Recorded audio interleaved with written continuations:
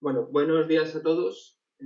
Espero que estéis bien en vuestras casas, que no, si habéis pasado la enfermedad, espero que la hayáis pasado bien, o si tenéis algún familiar que la esté pasando, pues bueno, que espero que se recupere pronto.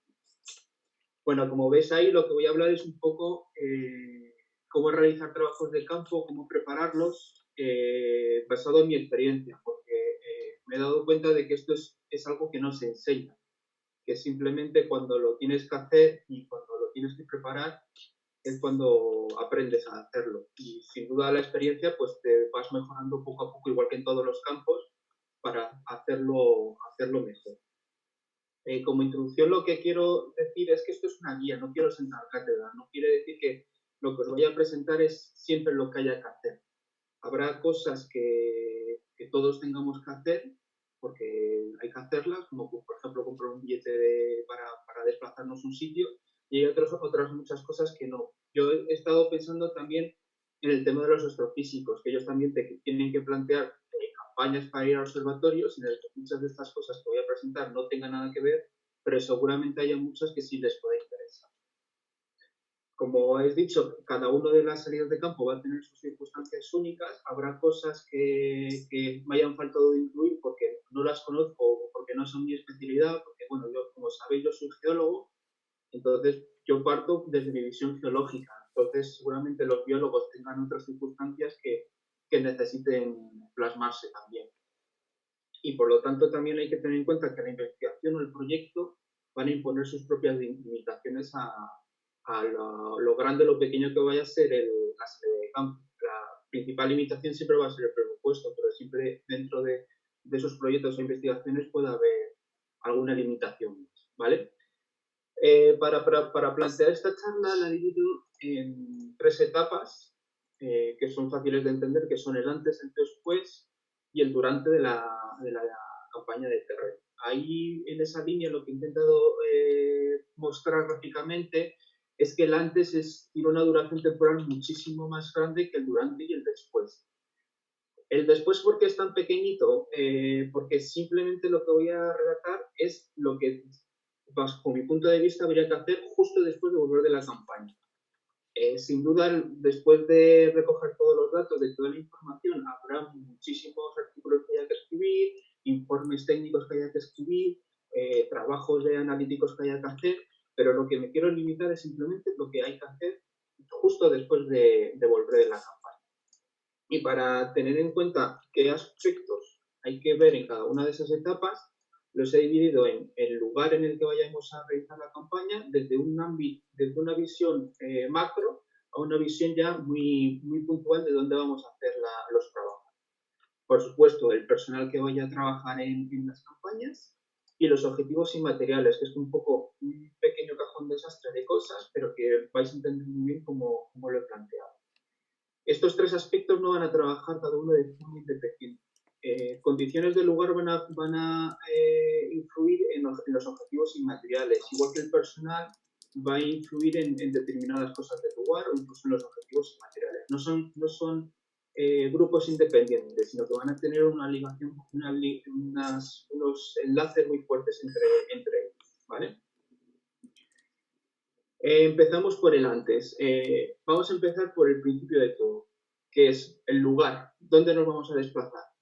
Lo primero puede ser un sitio en España o en el territorio nacional en el que nos planteen las cosas serán muchísimo más sencillas, sobre todo de desplazamiento, los costes seguramente sean mucho menores, pero en el caso del CAP, muchas de las campañas se realizan en el extranjero. Esto implica muchas cosas y sobre todo administrativas. Lo primero, los trámites administrativos de las personas. En trámites administrativos lo que quiero incluir son billetes de avión que se puedan tener que comprar, desplazamientos dentro del propio país al que nos dirijamos, pero también pueden exigirnos visados de viaje. En el caso del pasaporte español, esto es un poco más raro porque es uno de los mejores pasaportes para viajar en el mundo, pero puede existir países que nos lo pidan. Otro visado que nos pueden pedir es un visado de trabajo, sobre todo si estamos haciendo trabajos profesionales en el que nos van a pagar por ello. Entonces habrá que ir a consulados, embajadas, pedir esos trámites que llevan su tiempo. Y dado a las circunstancias actuales del coronavirus, puede que a lo mejor en el futuro incluso nos pidan algún tipo de examen médico en el que estemos libres de la enfermedad. Y esto me permite ligar con la siguiente etapa que las personas deberían tener en cuenta, que son exámenes médicos.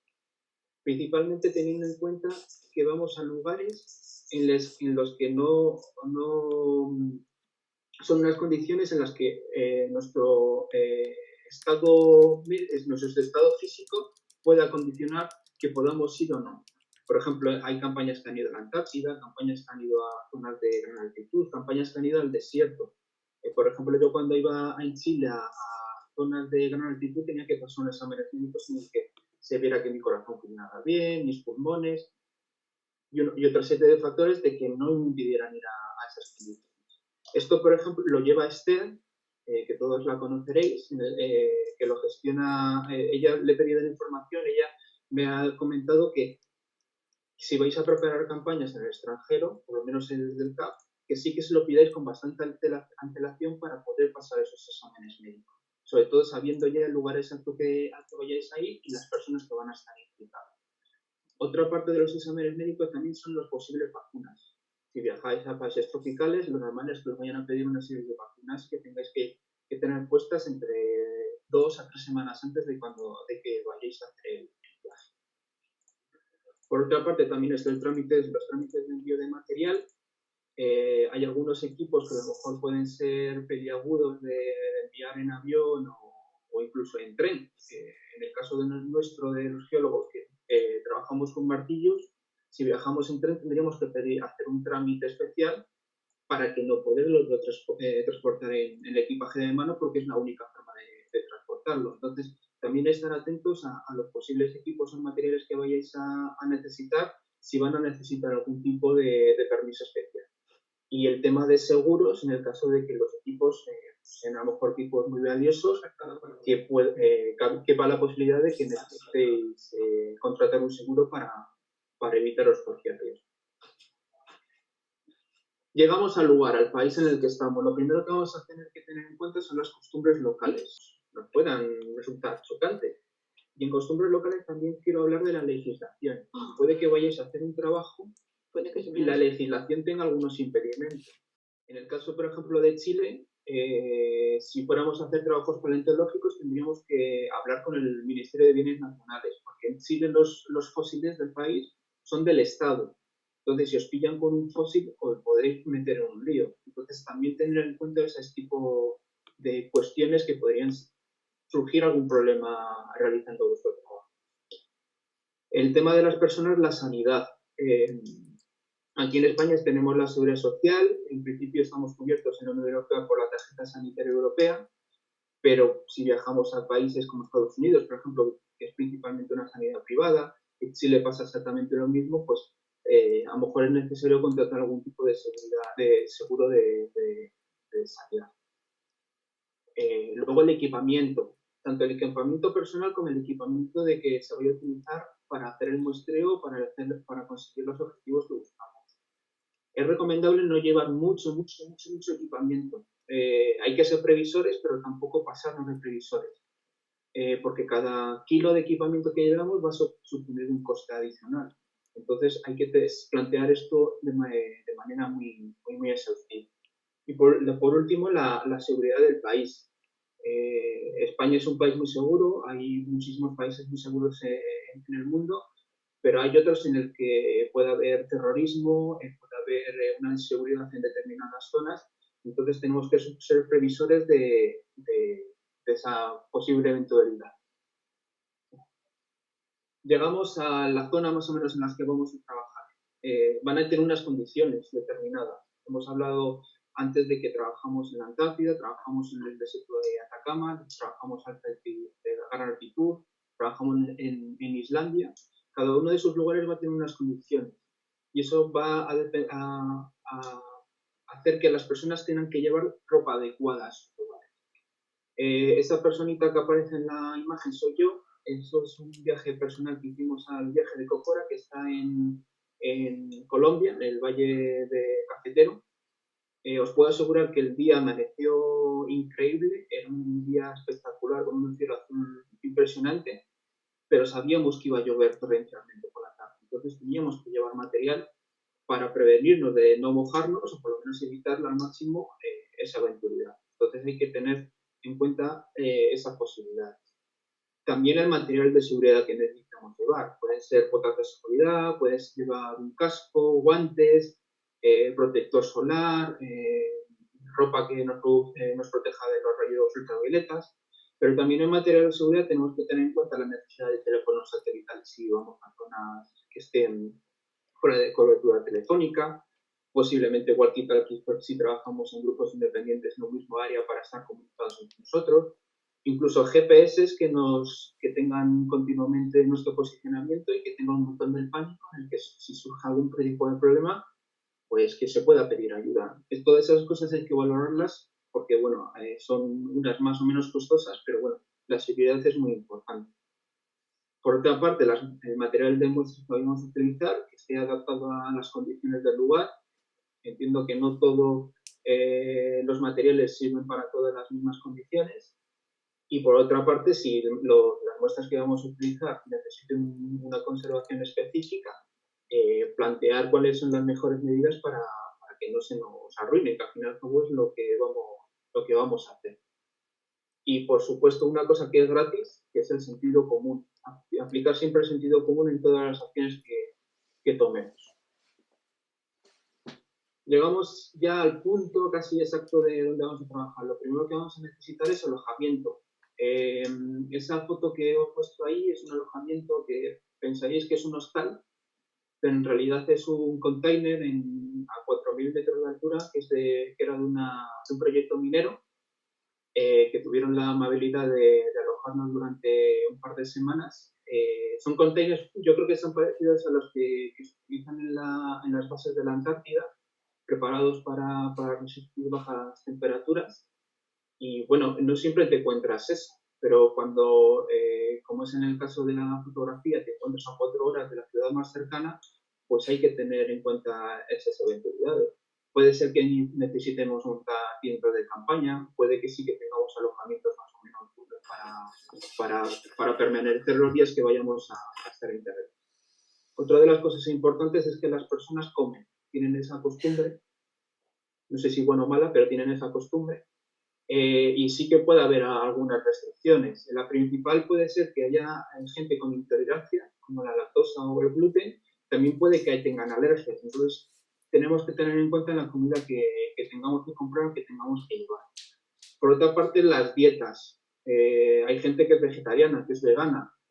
Bueno, esa señorita comía ratones, pero no creo que sea el caso de que solo haya gente que coma ratones, pero hay que tenerlo también en cuenta.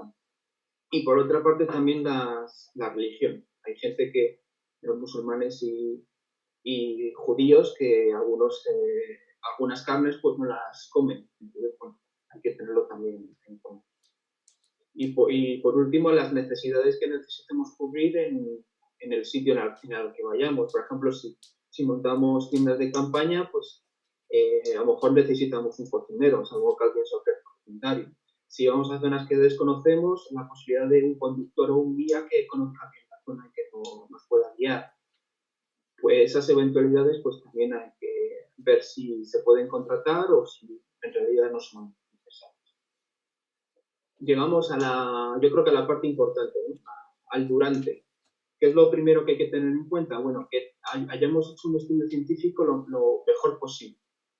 En realidad esto seguramente si habéis tenido un proyecto, si habéis empezado una investigación, lo tengáis muy avanzado, pero no hay nunca que relajarse, siempre hay que intentar buscar la nueva información, incluso buscar por cauces que a veces no pensemos, como bibliotecas, instituciones públicas, que pueden tener información que nos puedan ayudar a nuestra campaña. Y por otra parte, el estudio del terreno. Google Earth es una herramienta que en este sentido nos ha facilitado enormemente la vida, nos facilita imágenes de satélite de una resolución bastante aceptable. En el caso personal mío, trabajamos en zonas aisladas en las que no hay caminos marcados por por Google Earth, pues sí que podías, como la imagen que tenéis aquí, que sí que veis esa línea blanca, pues es un camino que no está marcado por Google Earth por sus algoritmos, por los datos geográficos que se tiene, y bueno, pues sabes por dónde ir hasta un punto determinado. En cuanto a las personas que vayan al terreno, tienen que estar física y mentalmente muy preparados. Estamos hablando de que a lo mejor podemos ir a campañas de larga duración, sobre todo si son Antártida, que creo que, bueno, los que hayáis ido creo que son de larga duración. En mi caso, las más largas eran 2 semanas seguidas trabajando, todos los días. Y bueno, los primeros días llegas muy bien, físicamente muy bien, mentalmente muy excitado porque empiezas a trabajar, pero que tienes que controlar todas esas emociones y tu ritmo, porque en el día 12 vas a estar, si sigues un ritmo muy elevado, vas a estar muy cansado. Por otra parte, también en la planificación del terreno hay que tener también esto en cuenta, porque por ejemplo, si vamos a estar en un mismo lugar y vamos a desplazarnos a muchos sitios, es muy interesante que los primeros días se vayan a los sitios más alejados. ¿Por qué? Porque vamos a tener un desgaste físico mayor, que los primeros días lo vamos a notar menos, pero si lo dejamos para el final, pues va a ser muy estresante. El material que vayamos a llevar, tenerlo a punto, tanto el material de recogida de muestras como los equipos, pero también, por ejemplo, si vamos a usar vehículos, que estén bien, que estén mecánicamente bien, que hayan pasado sus revisiones, que las herramientas que llevemos sean útiles, que las ruedas de los repuestos estén en condiciones, sus ruedas, todo ese tipo de aspectos tenerlos también en cuenta. Y en el caso de que necesitemos hacer compras de última hora, pues no es algo que puede pasar, que no nos volvamos locos. Intentar solucionarlo lo mejor que podamos con lo que tengamos en el lugar al que vayamos. Entonces, siempre se pueden encontrar soluciones a todo. Estamos en terreno ya, empezamos a trabajar. Lo primero es ver qué potenciales peligros podemos tener. Según, por ejemplo, la época del año, pues podemos tener lluvias torrenciales o un sol de justicia. Puede ocurrir que climáticamente o la meteorología justo un día sea horrible y haya el peligro de que haya derrumbes de ladera, por ejemplo, o que justo veamos una zona volcánica y el volcán pues, se ponga en erupción. Bueno, son potenciales peligros que tenemos que tener en cuenta que pueden ocurrir. Por otra parte, tener una planificación muy clara, pero una planificación lógica y adaptada a las circunstancias. En este sentido, es muy importante que adaptemos muy bien nuestros planes al trabajo, pero también que no sean excesivamente exigentes.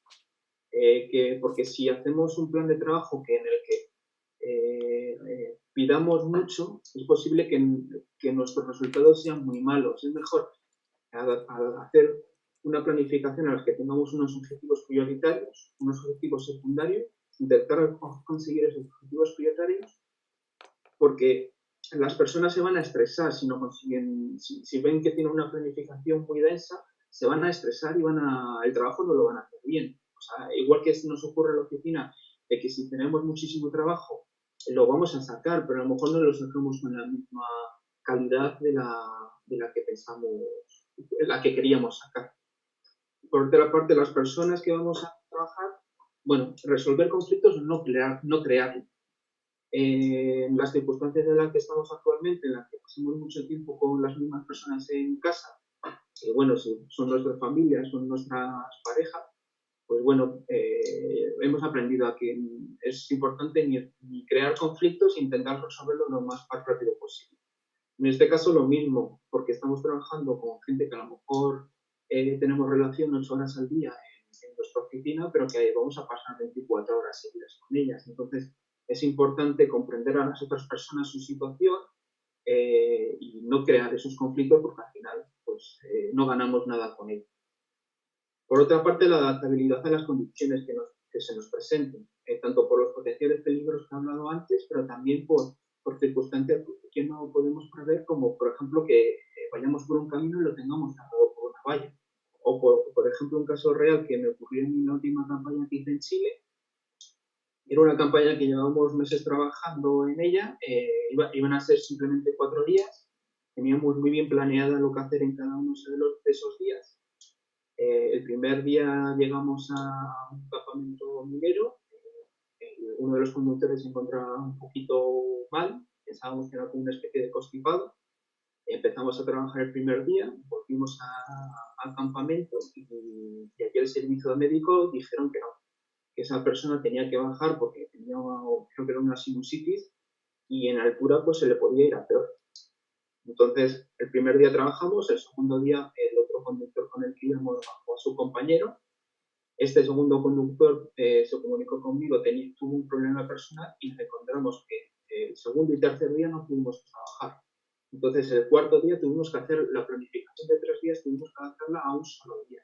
Entonces, bueno, hay que tener en cuenta que pueden ocurrir cosas que nos las toquen nuestros planes, pero que debemos ser lo suficientemente fuertes para avanzar. Y por último, lo más importante, si hay algo muy, muy importante en esta presentación, es esta, la toma de datos. Es nuestro objetivo prioritario. Mi experiencia geológica, llevar siempre libretas, no usar dispositivos electrónicos. ¿Por qué? Las libretas nos permiten apuntar cosas de cualquier manera, nos permiten hacer dibujos, nos permiten apuntar de todo sin ningún tipo de limitación. Se nos puede mojar, hay libretas que se pueden emplear, son caras pero que no se borran. Tomar datos del sitio, GPS, muy importante para la reproducibilidad de datos, también para nosotros para después. Fotografías, importante. Las fotografías, un consejo es que si la tomáis, haced una pequeña descripción después, porque siempre ocurre que toméis una fotografía, en terreno lo veis muy claro y volvéis a la oficina y no veis absolutamente nada. Vídeos. Yo en la última campaña me llevé una GoPro. La GoPro te permite una calidad, bueno, la GoPro como marca comercial y cualquier otra cámara comercial que os permita en un cacharrito que ocupa muy poquito espacio, grabar audio y vídeo. Y podéis hacer como una especie de pequeño autodocumental en la que vayáis viendo cosas y las podéis ir explicando como vuestra viva voz. También complementar todo esto con los datos que toméis de la libreta. Las muestras, por supuesto, también apuntarlas, ver para qué van a ser. Bueno, ya sabéis. Después del trabajo de terreno, adaptar los planes y preparar el día siguiente. Adaptar los planes y preparar el día siguiente. Si todo va bien, no tenemos que hacer una adaptación de nuestros planes, pero bueno, tenemos que preparar el día siguiente de ver que tengamos el material para las muestras, de que tengamos la comida preparada, agua, que los vehículos se encuentren bien, todo ese tipo de cosas que pueden surgir. Y a las personas relajarse. Es importante desconectar, aunque sea un par de horas antes de irnos a dormir, desconectar totalmente del trabajo. Sea leyendo, sea conversando con la gente con la que vayáis, si podéis ver la tele, podéis ver la tele, una serie, lo que sea, vuestras aficiones, si es pintar, lo que sea, intentar relajarse, porque es importante limpiar un poco la mente, porque problemas que hayáis tenido en el día, incluso en esos momentos, os pueda surgir la idea oportuna para resolverlo. Entonces es importante ese momento personal o grupal de distracción. Y unos pequeños consejos más es que durante las campañas de terreno intentar informar a la familia y a los seres queridos. Es importante porque suena un poco de madre esto, pero os puedo decir que es importante porque vosotros os vais a terreno y sabéis dónde vais, qué vais a hacer, lo tenéis todo muy claro, pero a la gente que dejáis en casa no lo tiene tan claro y se van a preocupar por vosotros. Si podéis llamarlos, mandar un WhatsApp, un correo electrónico, o por lo menos decirle, oye, mira, vamos a estar en una zona incomunicada y no te voy a poder llamar. Bueno, pues ese tipo de cosas tenerlas muy, muy, muy claras y dejárselas muy claras a nuestros seres. Por otra parte, informar a alguien con responsabilidad, tanto en el sitio que vayáis, o bien si es alguien que esté en la oficina, dejarle bien la planificación, informarle cada día de dónde vais a estar trabajando. Esto es importante por si surge cualquier tipo de problema, que haya alguien fuera de vuestro grupo de trabajo, en el área de trabajo, que sepa dónde vais a estar en el caso de que surja cualquier tipo de problema. Y muy importante reportarse cada día, es decir, hemos llegado sanos y salvos nuestro alojamiento, estamos bien, todo ha ido bien, mañana vamos a hacer esto. Muy simple. Si podéis, pues se puede mandar un correo, un WhatsApp, lo que sea, incluso. Si podéis llevar un teléfono a satelital, pues con el teléfono satelital hacer una pequeña llamada, porque no cuesta, bueno, cuesta un poquito de dinero, pero no cuesta nada por nuestra seguridad. Ahora os voy a plantear una experiencia personal que fue muy importante personalmente, pero también para el sitio en el que trabajaba en Chile, porque a partir de lo que ocurrió aquí, pues se crearon muchísimos protocolos. Esa foto es del 16 de mayo de 2013, a las 7:15 de la mañana. A esa hora llevamos aproximadamente 24 horas desaparecidos. Nosotros sabíamos dónde estábamos perfectamente, pero mucha otra gente no lo sabe. ¿Qué ocurrió ese día? Bueno, pues os voy a plantear las cosas que hicimos bien y las cosas que hicimos mal durante 48 horas. ¿Qué hicimos bien? Bueno, íbamos con una camioneta, íbamos una hidrogeóloga, un conductor y yo. La camioneta la cargamos de combustible el día 15 de mayo por la mañana. Perfecto, cargados de combustible. En mi caso yo avisé a mi novia, que es con quien vivía allí, y la avisé, oye, empezamos a trabajar, vamos a más o menos a este salar, que es lo que estábamos haciendo, ¿no? Perfecto. ¿Qué ocurrió? No avisamos a las entidades locales, en este caso a Carabineros, que es la policía de Chile, de San Pedro de Atacama, que era donde nos estábamos alojando. Realmente tendríamos que haberlos avisado y haberles reportado cada día que estábamos haciendo trabajos por el área. Y bueno, fue un fallo importante. Otro fallo fue que llevábamos comida para el día. También es cierto que era uno de los últimos días de la campaña, el penúltimo día, y la comida ya era más bien escasa, teníamos suficiente, pero bueno, llevábamos comida para el día, sí que llevábamos agua suficiente, pero bueno, lo ideal hubiera sido llevar comida para un par de días, o por lo menos calorías para un par de días, sean galletas, zumos, chocolate, cosas de estas que pueden no ser muy nutritivas y muy sanas, pero bueno, que aportan calorías. La otra fallo que tuvimos es que nos confiamos demasiado. No conocíamos el terreno bien porque era una zona apartada y nos confiamos. ¿Qué es lo que ocurrió? Durante todo el día estuvimos siguiendo un camino. Ese camino en principio bordeaba el salar y a última hora de la tarde, sobre las 5 de la tarde, que cuando nos volvíamos, pues en vez de seguimos el camino. Y dijimos, bueno, si parece que bordea, pues sigamos el camino. Hasta que en un momento dado el camino se endureció un poquito por el salar y nos quedamos atrapados. No pudimos sacar la camioneta. No pudimos sacarla porque faltaban las herramientas apropiadas. Hicimos la revisión oportuna de las herramientas que llevaba la camioneta. Llevaba un gato que no era lo suficientemente bueno para la camioneta que llevamos. Y si lo hubiéramos llevado, pues seguramente hubiéramos podido sacar la camioneta. La otra es que llevamos un solo vehículo. Lo ideal es a zonas aisladas llevar por lo menos dos, ir en un convoy de 2 vehículos. Porque en este caso, si el otro vehículo hubiera podido sacar la camioneta, pues perfecto, porque intentando, claro, que no se hubiera metido en el mismo berenjenal, o en el caso de que no lo hubiéramos podido sacar, habernos montado, haber bajado a San Pedro de Atacama y haber buscado la ayuda oportuna. Por otra parte, no cargamos nuestros teléfonos móviles. El único que llevaba un cargador de móvil era el conductor y fue el que pudimos utilizar luego para buscar ayuda. También es cierto que en la siguiente parte, que es el teléfono satélite, que no lo llevamos, que nos hubiera resultado súper fundamental para pedir ayuda.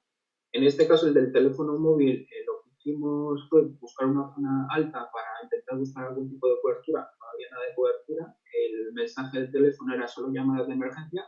No funciona la llamada de emergencia si no tiene una torre de telefonía cerca. Así que yo creo que eso es más falso que nada.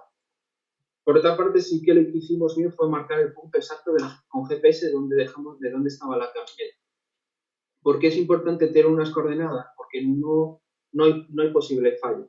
Las coordenadas son coordenadas, es un punto que no emite ningún fallo. Puede cambiar según el sistema de proyección que utilicemos, puede que varíe unos cuantos, desde unas decenas a centenares de metros, pero es un área muy determinada. Si lo que vamos a hacer es una descripción, las descripciones pueden ser buenas o pueden ser muy malas, entonces mejor un punto GPS. Y la otra es que estábamos atentos a las situaciones del terreno, del entorno. Cuando subíamos por el camino al que subíamos al salar, había un grupo de obreros trabajando en el camino arreglándolo. El tema es que no sabíamos exactamente en qué punto estaban trabajando. Sabíamos que estaba o en un lado u otro, entonces la decisión fue que, en mi caso fui yo, tuve que recorrer 12 kilómetros hasta llegar a un punto y buscar dónde se encontraban. Realmente ellos fueron los que fue la primera ayuda que encontramos y bueno, a partir de ellos se inició el rescate. Y por otra parte, no llevábamos, en mi caso no llevábamos equipos adecuados, que era una mochila. Yo lo que llevé fue pues, los mínimos víveres necesarios para subsistir esa mañana. Llevaba una mochila como la de los escolares, esta que vas corriendo y te va golpeando todo el rato en la espalda. En este caso, pues imaginaros 12 kilómetros golpeando en la parte baja de la espalda, pues estuve como 10 días con molestias y dolores. Ahora mismo, pues las mochilas esas que veis que llevan el cierre en la cintura y en el pecho, pues os puedo asegurar que funcionan perfectamente. Y bueno, queda la última parte, que es el después. Es una parte un poquito corta, pero bueno, es inmediatamente después de volver de terreno, incluso nada más acabar el terreno. Lo primero es dejar el sitio al que vayamos como lo encontramos. No dejar basura, por supuesto. Pues claro que vamos a dejar sitios en los que vamos a marcarlo, como martillazo, de muestras que saquemos y demás. Pero bueno, cuanto menos se note que hayamos pasado por ahí, mucho mejor. Y por otra parte, comportarse. Cuando trabajaba aquí en España, que nosotros hacíamos campañas y proyectos, una de las cosas que me comentaron fue que cuando tú vas al terreno, sí, vas tú como persona, pero en realidad vas en la compañía para la que trabajas, o para la compañía que te paga o la institución que te paga. Y es importante que nos comportemos bien con la gente local, porque si alguien del CAF, en este caso, se comporta mal en un sitio y hay gente que después quiere volver a ese sitio, puede encontrarse con problemas de que no les permitan ir. Entonces, todos somos gente educada, todos somos gente mayorcita para saber cómo comportarnos. Por otra parte está el envío y clasificación de muestras. En este caso es muy importante que antes de ir al terreno saber muy bien tanto los protocolos de recogida de muestras como con los laboratorios en los que vayamos a enviar las muestras o los técnicos que las vayan a analizar, tener muy clara la muestra que necesita, la cantidad en peso o volumen, y también que vosotros seáis conscientes de que lo que vayáis a analizar sea representativo de lo que vais a hacer. Por ejemplo, el caso de geología, nosotros hacemos difracciones de rayos X, análisis petrográfico, análisis químico, ¿qué más? Análisis por dataciones. Son muestras que cada una necesita un tipo específico de muestra. Yo una muestra para análisis químico a lo mejor no me sirve para una datación. Y exactamente lo contrario. Cada una tiene que ser representativo y tenéis que hablarlo con los laboratorios y con los técnicos. Esto es muy importante, ¿vale? Y también la clasificación, de que las muestras las enviéis sabiendo exactamente lo que mandáis, ponerles un código claro en la que sepáis qué es esa muestra y que no la puedes confundir con otro. Por otra parte, las personas, el grupo de trabajo, es importante que tengáis una reunión tras el terreno, de que planteéis los problemas que hayáis podido tener, de que empecéis a plantear también los posibles trabajos a futuro, pero también los posibles trabajos que hayan podido surgir en el propio terreno. En el caso mío personal, nosotros íbamos a los salares a hacer un estudio de cartografía y de las aguas, pero surgió también un estudio por estromatolito que no teníamos presente al inicio de las campañas. Entonces, bueno, también estar atentos a eso. Y por última parte, repasar los datos y completarlos. Es muy importante que hagáis esto a los pocos días o a la semana de volver, porque vais a repasar las notas de terreno, la fotografía, los vídeos, y va a haber datos que os hayan pasado por alto o que no hayáis apuntado y que cuando estáis haciendo ese repaso es muy importante tener. Cuando he hablado de el posicionamiento GPS de los puntos, es importante porque luego se lo podemos representar bien en Google Earth o bien, por ejemplo, en ArcGIS. No sé si Antonio el otro día pude ver la charla, pero bueno, ArcGIS permite diferentes capas en las que podemos implementar toda esa información y que luego, si queremos ir a verla, nos permite un análisis súper rápido. Es importante tener todo eso presente. Y bueno, esto también es un poco personal, pero es interesante que hagáis un informe del terreno. El informe no tiene que ser un informe de 50 páginas, puede ser un informe de 3, 4 páginas en el que recojáis esa información que pongo ahí. Una introducción del trabajo, los objetivos que hayáis buscado y que bien hayáis conseguido o no, un relato de lo realizado, no ser muy exhaustivo con esto, simplemente pues mira, hicimos esto, las dificultades que habéis podido encontrar, intentar ver las posibles mejoras de terrenos posteriores que se puedan realizar inmediatamente o en el futuro y unas pequeñas conclusiones. La importancia del informe de terreno es que os va a ayudar tanto en los trabajos posteriores, ya sea de artículos o de informes técnicos, pero también para dejar registrado lo que habéis hecho, certificarlo de alguna manera. Es decir, si os van a pedir certificación o una especie de avance de por qué os habéis gastado este dinero, decir, mira, hicimos esto. Entonces, eso es muy importante. Y bueno, a modo de conclusiones, ya para acabar, la seguridad ya la habéis visto en toda la charla, que es lo primero. Una de las cosas que nos enseñaron en la facultad cuando estaba estudiando es que ninguna muestra merece la pena si te tienes que arriesgar tu pellejo. Si vas a un acantilado, si te vas a poner debajo de un sitio de un talud que se puede caer encima tuyo. No merece la pena arriesgarse. Si un día sale malo y está lloviendo fuerte y puede haber cualquier tipo de peligro, no lo hagáis. Las personas son lo primero, la muestra siempre es secundaria.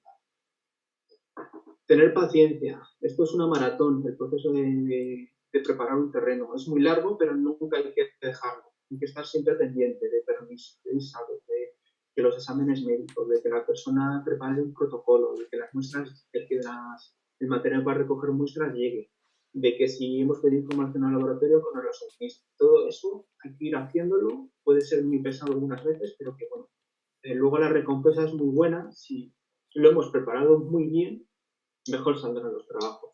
Si tenemos todo más o menos controlado, las posibilidades de que lo que vayamos a hacer salga bien, por supuesto que aumentan. Y por último, claro, la experiencia es un grado. En este sentido, es un grado. Yo en Chile tuve la fortuna de trabajar con un geólogo que tenía 40 años de experiencia. Claro, aunque no vayas con él al terreno, te dan siempre consejos. Esta persona pues nos comentaba de que él se iba a 30 días de campaña de terreno. Entonces, claro, tiene que ver mil y una posibilidades que tiene que resolver y seguramente haya muchísimas cosas que haya pasado que no nos la haya explicado. Entonces, la gente que tiene experiencia, que enseña a la gente que no la tiene, que transmita esa información, porque no es una información que, como he dicho, se enseñe en un curso, que se enseñe en una facultad o que una persona técnica se decida a prepararnos. Transmitir esa información es muy importante para que nuestro avance científico, de la gente que viene por detrás nuestro, que lo consiga.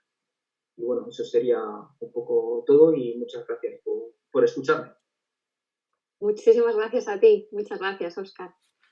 Pues antes de pasar a lo siguiente, por favor, los que os habéis conectado tarde, indicad vuestro nombre y departamento y id pensando preguntas, curiosidades, sobre todo la gente que habéis participado de alguna manera en una campaña alguna vez, en cualquiera de los puntos que ha comentado Óscar. Quería también pasaros su correo electrónico para que pues, aquellos que tengáis curiosidades o queráis consultarle algo más específico, aquí lo tenéis en el chat. Y bueno, mientras la gente va pensando qué pregunta o qué curiosidad o qué pueden aportar desde su experiencia, que seguro que todos habéis vivido alguna experiencia mala y alguna experiencia buena que sea diferente de esta. A mí se me ocurre, bueno, un comentario que hicimos ayer Susana y yo al ver tu presentación. Es increíble la cantidad de trabajo que hay que hacer, cuántos meses hay que prepararse para al final tener 3 o 4 días de campaña en los cuales quizás tenga 1 o 5 horas hábiles de muestreo. Y que encima, como comentabas, estás expuesto a que ocurra algo que está fuera de tu control y pierdas de esos 3 o 4 días, pues pierdas 1, pierdas 2. Entonces, las campañas obviamente hay que prepararlas muy concienzudamente, con previsión de todo lo que puede ir mal, con todo tipo de seguridades. Y esto me recuerda a mí, en mi no experiencia de campo, porque no tengo ninguna experiencia de campo, me recuerda a las misiones de cuando se va a explorar a Marte.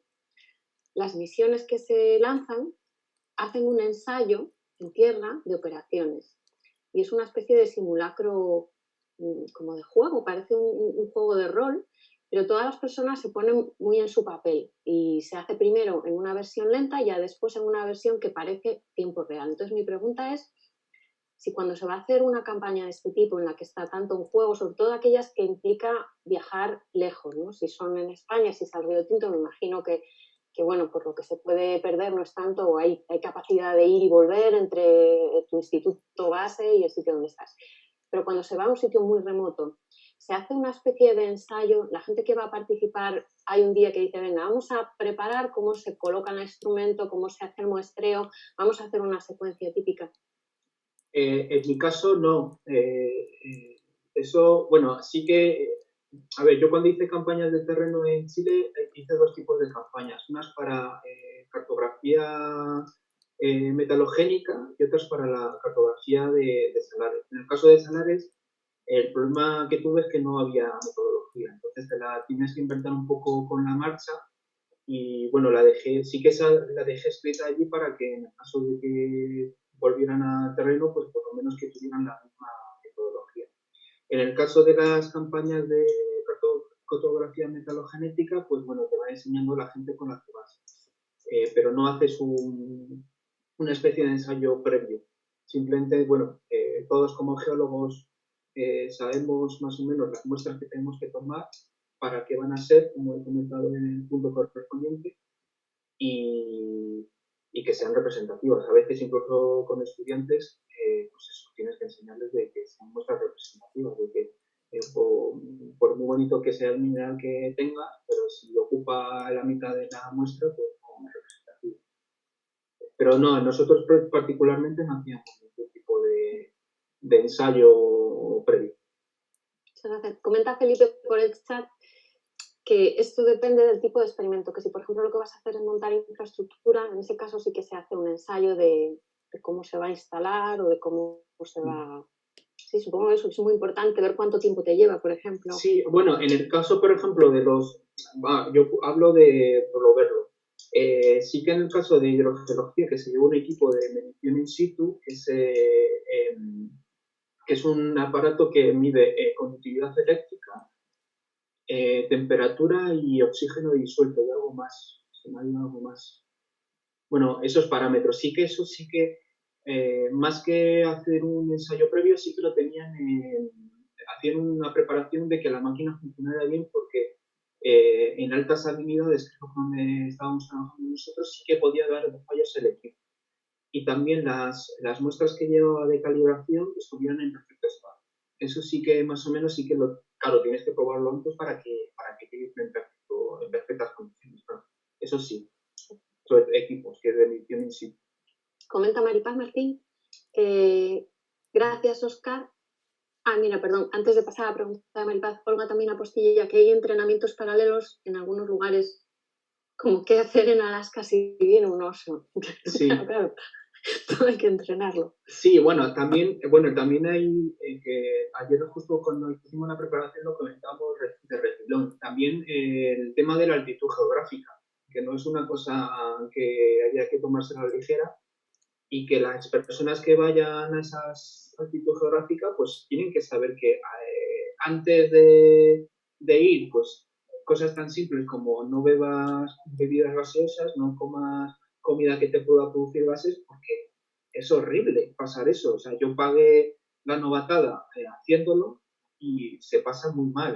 También beber mucho agua para que si te das mal de altura sea mucho menor, porque bueno, tienes que ir compensando tu cuerpo. Si vas a por encima de los 3.000 metros, pues tienes que compensar tu cuerpo y aparte que puede haber un trombo o cosas de estas que puede ser muy peligroso, que te puede morir, que es así.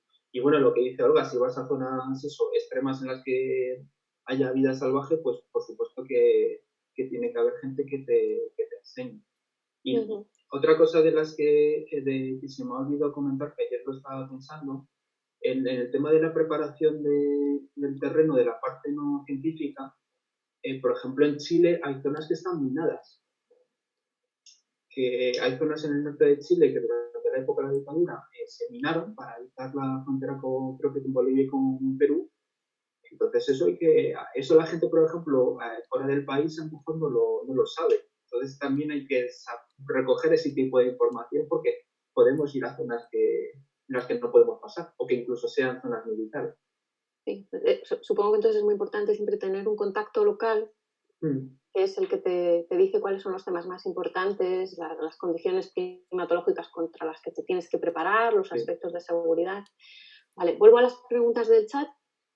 Entonces, Maripaz Martín dice, gracias Óscar, muy interesante y sencillo, además de lógico. Perfecto. Una cosa en la que creo que la mayoría de las veces falla es en el plan de muestreo.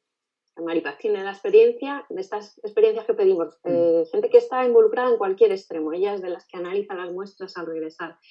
Es decir, en el plan de muestreo pues, hay que indicar tamaño, número de muestras, todo esto se tiene que definir antes de ir, en lugar que cuando ya las tienes, ves qué haces con lo que hay, sobre todo porque es difícil garantizar que lo que analices sea estadísticamente representativo.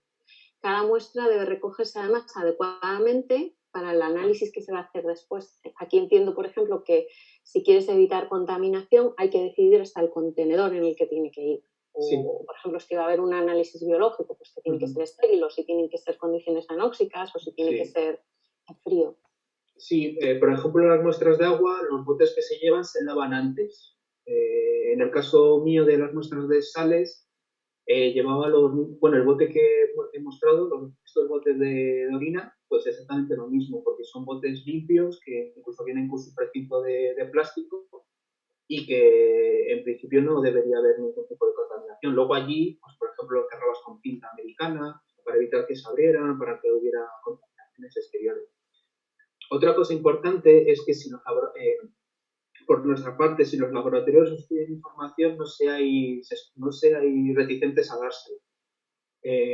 Por ejemplo, nosotros en las campañas meteorológicas que hacíamos, recogíamos muestras que tenían muchísimo cobre, pues claro, si eso no se lo indicábamos al laboratorio, el laboratorio metía la muestra en la frecuencia de rayos X, hacía un análisis y te mandaba el resultado. Pero claro, era un resultado que si no les indicas que, oye, mira, esta muestra va a tener mucho cobre o esta muestra va a tener mucho hierro, tenlo en cuenta cuando hagas el análisis posterior para que lo que me mandes sea representativo. Ese tipo de información es muy necesaria. E incluso a veces decir de qué zona es. Porque, bueno, siempre se pueden firmar contratos de confidencialidad entre el laboratorio y nosotros para que esa información nos salga, pero por lo menos al laboratorio esa información es muy útil. Porque si quiere hacer una interpretación, la puede hacer muchísimo mejor que si se la mandamos sin más. Tú a un laboratorio, si le mandas una muestra, te la va a analizar y te la va a mandar. Y se va a quedar tan campante, pero a lo mejor el resultado no te sirve de nada. Entonces, bueno, mantener una colaboración muy buena con el laboratorio. Pedro Rayo también insiste en lo mismo, que a veces hay que hacer milagros al hacer analíticas de las muestras recogidas de cualquier manera. Quizás como lección aprendida, dentro de esas planificaciones que se hacen previamente, iniciar ya con el laboratorio que va a hacer los análisis pues un una pequeña reunión de Ujú. cuántas muestras necesitas, qué nivel de pureza, qué crees que hay que hacer para que esto sea significativo, cuántas vas a sacrificar, por ejemplo, calibrando o preparando el dispositivo Ujú. y cuáles son las definitivas. A mí se me ocurre ahora que se habla, por ejemplo, de la misión de retorno de muestras de Marte, solo habrá 30 muestras. Para cuando esas muestras lleguen, todos los protocolos de análisis tienen que estar clarísimos, ¿no? Sí, Entonces, ese es el extremo ya de misión de campaña, pues todo lo que nosotros precisamente que somos un instituto, que tenemos laboratorios que hacen análisis, expertos en diferentes áreas que van al campo, pues podríamos convertir esto en nuestra fortaleza, el que haya esa conversación previa entre los expertos de laboratorio y la gente que va a muestrear. Y añade Laura que también hay que tener en cuenta para algunos estudios tanto la manera de conservación de muestras desde la recogida hasta su procesamiento posterior en laboratorio, como que algunas muestras necesitan un mínimo procesado de la muestra ya in situ y que por lo tanto hay que adaptar los protocolos de laboratorio o quizás hacer un laboratorio de campaña. Es verdad que a veces puede que haya que hacer un pre-screening o tener una pequeña equipación que prepare, no sé, qué sería el caso, que lo muela, etcétera. Por ejemplo, aclara Maripaz sí, que acidificar o no, etcétera. sí, algunas muestras también de agua también se hace eso, o sea, se acidifican anteriormente para hacer los análisis. Sí, eso es cierto. Otro aspecto de las muestras es muy importante porque el tener muy bien de dónde se han sacado y de qué proyectos provienen, por el tema porque hay muchas muestras que a lo mejor no se pueden analizar, pero que pueden servir para proyectos posteriores. Que esas muestras son muy valiosas, tanto por su valor científico como por su coste económico. Habéis visto todo lo que ha habido que preparar para recoger una serie de muestras. Si esas muestras luego no las tenemos clasificadas bien o conservadas bien, a lo mejor si volvemos en 2 años, porque las tenemos en el caso del CAP en la litoteca guardados en un almacén, a lo mejor no nos sirve, porque no sabemos ni de dónde proviene ni qué se ha hecho con ellas o si podemos hacer algún tipo de análisis. Es importante que esa información también se comparta, de que haya algún, no sé, el CAP supongo que no sé si tendrá algún repositorio o habría que crear. Yo creo que sería interesante Crearlo. plantear eso. Sí, por ejemplo, las muestras biológicas que están en neveras y que tienen que estar a X temperatura y cuando se va la luz, las neveras se apagan, las muestras se Claro, se pierden. pueden perder, sí. Y esto también me hace pensar quién son las muestras, ¿no? ¿Quién posee unas muestras? Si es el proyecto que lo ha financiado, si es el equipo que ha participado, si es la institución que las almacena, que supongo que da para mucho. Pero precisamente por eso, porque hay una vida después de esas muestras que han quedado almacenadas y que se pueden utilizar para colaborar. En concreto, en biología es que tienes cepas de un sitio muy remoto. Maripaz habla de que sí, una buena litoteca. Vale, voy a volver a hacer preguntas de atrás. Miguel Ángel dice, muchas gracias, Óscar. A mí me ha surgido una duda. Cuando vais a muestrear a lugares con mucha altitud, ¿tenéis que pasar un tiempo de aclimatación a una altitud intermedia? Imagino que tener menos oxígeno en el aire, sumado a que muestrear suele conllevar un esfuerzo físico, debe de ser muy duro si estáis acostumbrados a vivir a nivel del mar, por ejemplo. Sí, bueno, en nuestro caso no. Cuando íbamos, no, íbamos directamente a altura y ya empezábamos, bueno, no el mismo día, sino el día siguiente empezábamos a trabajar. A altitudes muchísimo mayores, supongo que sobre 5.000, 6.000 metros, sí que sería interesante hacerlo de una forma más progresiva y también dependiendo de la gente que vaya. Sí que es interesante en ese tipo de campañas el tema de la oxigenación. Si tienes por debajo de 90 empiezas a ser peligroso. Por supuesto también soy consciente de las condiciones, de que no podemos pegarnos carrera. Incluso yo, intentando probar eso, no sé si el 10.º día de campaña intenté correr 100 metros y me quedé casi en el sitio. O sea, aunque vayas, estés incluso varios días ya estando allí trabajando, que ya te sientes bien, aún así necesitas mucho tiempo. Pero bueno, siempre lo que sí que te dicen es eso, de que trabajes lentamente, de que si te agachas, luego te lanzas lentamente, que bueno, todo trabaja, tu cuerpo trabaja de una manera diferente. Pero bueno, si tienes una preparación física un poco buena previa, si haces un poquito de deporte, los problemas van a ser menores que si físicamente te encuentres un poco más chafado. Y también si los exámenes médicos han salido más o menos bien. Pero por lo menos en nuestro caso no.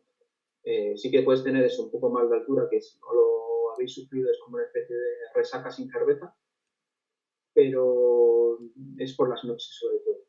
Luego por el día, pues más o menos te puedes encontrar bien. Sí que te cuesta a lo mejor un poco más respirar, pero lo puedes pasar bien. Antonio comenta, insistiendo en tu línea, la planificación es todo. Con instrumentación es necesario llevar todas las herramientas posibles redundantes, tener preparado un plan B, objetivos extras, ser ambicioso pero realista y hacer un checklist de material en diario de campaña al volver. Usar el campamento base para todo lo que se pueda adelantar y testear allí. Sí. Pues muy bien, muchas gracias. También otra cosa que observo, y es solamente por la gente que estáis hablando en el chat, hay gente con experiencia en geología, gente con experiencia en biología. Cuando se va a una campaña a un sitio remoto que cuesta tanto ir, se podría hacer un mensaje a Kabul diciendo me voy a ir a tal sitio en tal época del año, tengo capacidad para llevar 1 kilo de masa útil a la vuelta de algo que queráis traer de muestreo o de instrumentación. Si hay alguien que está interesado, que se ponga en contacto conmigo. Que quizás el ir de manera de acoplado en una campaña, sin que te puedan traer muestras de un sitio, que te puedan hacer fotos, que te puedan tomar datos. A veces estamos muy centrados en las muestras, pero a veces lo que se trae es dato, instrumento que ha medido allí y tú te traes el dato. Pues eso también sería una manera de maximizar el retorno de esta inversión tan grande. Sí, y también comentábamos ayer... Sí, perdón. Vivi. No, aparte de que el CAP como institución en principio ya de por sí es una institución en la que trabajamos gente de muchísimas disciplinas científicas, que incluso es necesario para nuestro trabajo que las diferentes disciplinas científicas trabajen conjuntamente. Bueno, que incluso problemas biológicos se puedan resolver por geología o problemas geológicos se puedan resolver por química, entonces, o incluso por datos físicos. Entonces, bueno, hay que tener en cuenta de que de por sí ya el centro tiene un amplio espectro de ramas científicas, pero que saber aunarlas es muy importante. Otra cosa que comentábamos ayer es que tú has terminado la charla en el momento, en el después breve, en el que prácticamente pues, se toman unas notas y se clasifican las muestras, pero después viene el después largo, que es el de publicar, y ese tarda pues, generalmente años. Entonces, una cosa que os animamos a todos es inmediatamente después de una campaña ponerse en contacto con la UGC del CAP, darles fotos, darles una descripción de quiénes han participado, hacer una pequeña noticia, porque aparte de que eso sirve para que acreditéis en vuestra experiencia curricular que habéis estado en una campaña, pues es una manera de dar visibilidad a un esfuerzo que habéis hecho, de que el planeta también os coloque como pequeños expertos en esa campaña, quizás os inviten antes de que lleguéis a publicar un resultado. Y bueno, pienso que eso siempre será bueno y quizás no lo estamos haciendo suficiente. Una pequeña noticia, una foto, las campañas que hacéis son todas tan espectaculares que cualquier cosa que compartáis a todos nos va a gustar mucho verlo. No sé si alguien querría comentar algo más en público, en el chat, que alguien quiere añadir alguna anécdota. Bueno, pues si no, muchísimas gracias, Óscar. De nada. Susana, ¿quieres comentar algo? Nada más, muchas gracias, Óscar. Genial, pues gracias a todos por estar ahí, gracias a ti, Óscar, y nos vemos dentro de una semana. Cuidaos, hasta pronto.